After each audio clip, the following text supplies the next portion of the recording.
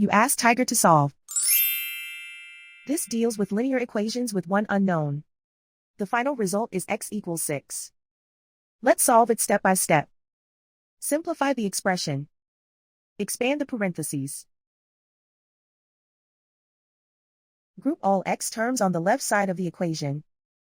Add 18x to both sides. Group like terms. Simplify the arithmetic. Group like terms. Simplify the arithmetic. Group all constants on the right side of the equation. Subtract 7 from both sides.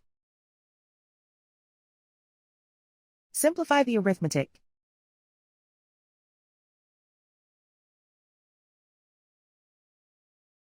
Isolate the x. Divide both sides by 10. Simplify the fraction.